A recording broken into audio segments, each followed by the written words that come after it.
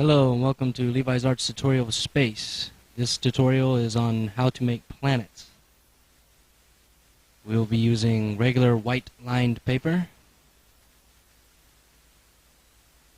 and a few little pieces of paper I've cut out of some poster board with a few notches for the ring.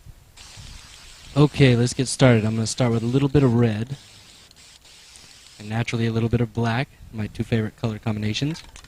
I always put white on top to give it that cloudy effect. Standard white paper, I tap it on my leg a little bit to get a crinkle effect.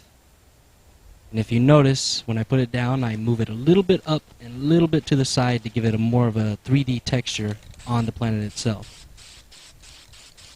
I am not highlighting too much to make it three-dimensional. I just want to show you how I do the planets in my style.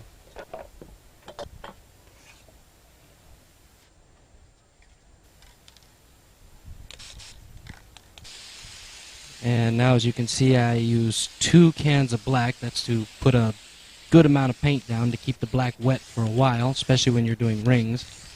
Makes it a little easier and don't have to use quite so much clear. And I really like to use the true blue because it has just a little bit of sparkle to it. Kind of stands out. A lot of people have asked me how I do the stars, and that will be covered a little later in this tutorial.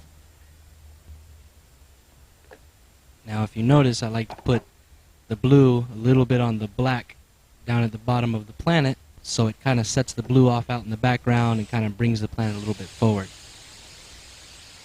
I'm using a little bit of clear right now to make the planet a little more, the paint on it a little bit more wet, so when I do my rings, I'm sorry I do it really fast, I just kind of got used to it that way, and here's our finished product.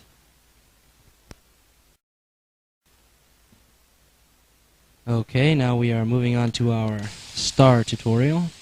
I'm putting down a little bit of black so you have something to look at while I'm doing this. Now, pretty much the trick to this is how hard you depress the cap on the end of the white.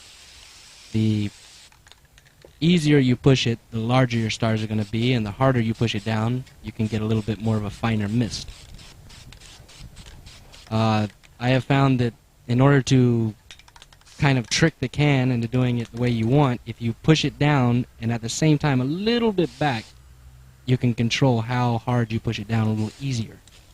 So you can get the big ones here and there and the little ones wherever you want it. And I hope that helps you out. Thanks for watching my video.